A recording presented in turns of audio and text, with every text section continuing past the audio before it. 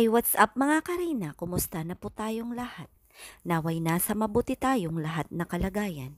Maraming salamat sa patuloy na sumusuporta at patuloy na nagtitiwala sa ating munting channel. Napakaraming tayong pinagdaanan mga Karina, pero maraming salamat dahil nandyan pa rin kayo. Sa kabila ng napakaraming pagsubok na ating pinagdaanan patungkol sa ating dalaga, maraming salamat dahil nandyan pa rin kayo nagtitiwala. Mga Karina, napakaraming nagtatanong sa ngayon kung tuloy na nga ba ang pabahay ni Reyna. Ngayon na nag-approve na si Kuya Bal Santos Matubang, ano kaya ang mga sinabi o mga pahayag ng ating mga sponsors? Bago ko umpisahan ang usaping ito, naway nakapag-subscribe na kayo sa ating munting channel, naway na makapag-share at makapag-like and comment kayo upang pagsamasamahin natin ang ating mga opinyon at layunin para sa ating dalaga. Parang kailan lang mga Karina ay sumabog nga at samot-saring mga espekulasyon sa social media patungkol sa pabahay ni Reyna.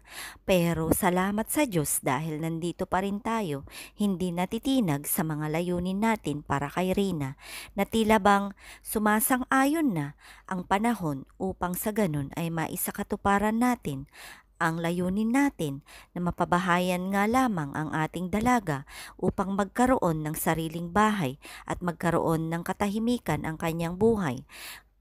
Kung sakaling gumaling na ito at syempre layunin ng lahat na nagmamahal kay Reyna ay magkaroon nga ito ng regalo na pabahay na galing sa mga iba't ibang sponsors at nagmamahal sa ating dalaga.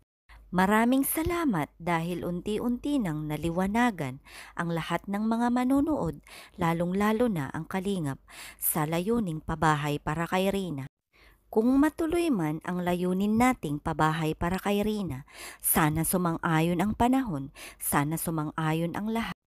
Lalong-lalo na sa mga taong ayaw sa pabahay o against sa pabahay para kay Reyna.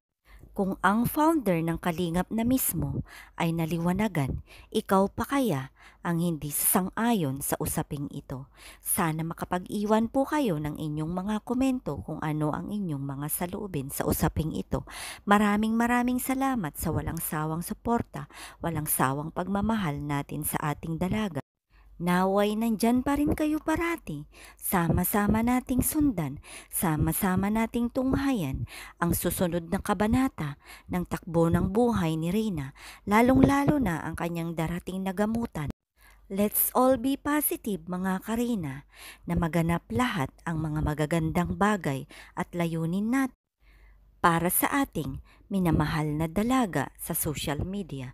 Maraming salamat and God bless us all.